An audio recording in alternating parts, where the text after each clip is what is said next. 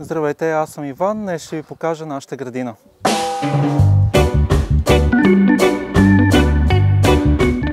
Първоначално започнахме в градина за дружба с няколко от тези хора, които ще видите между другото.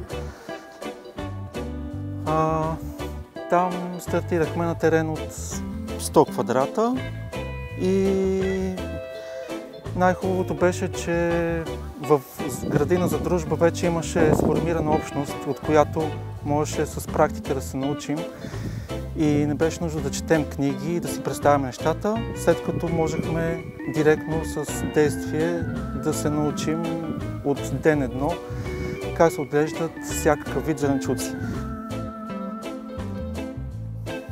Просто ми хареса да се занимавам с растенията. Това наистина на мен лично ми достави удоволствие. Разтоварваме от ежедневното натоварване в работна среда, доближаваме до природата, връщаме към това, което съм. Аз всъщност съм един любител, не съм професионален агроном.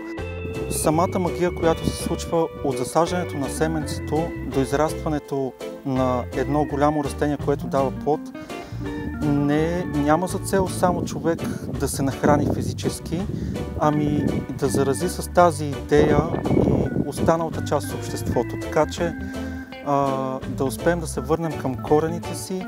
Нашите планове са да има такава общностна градина във всеки един софийски квартал, за да може хората да имат един много добър повод да бъдат заедно и да се събират. А това е да бъдат здрави. Всички ние да се чувстваме добре, да се храним с здравословна храна и да се грижим за място, на което живеем. Да не е нужно да пътуваме километри, за да бъдем сред природата, ами да доведем природата навсякъде около нас.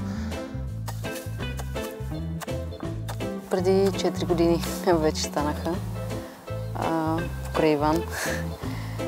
Так му беше започнала пандемията и просто трябваше по някакъв начин да излизам навън и да съм сред природата.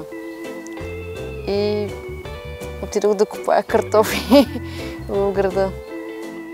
И така започна всичко. Просто се заразих и вече няма отърване.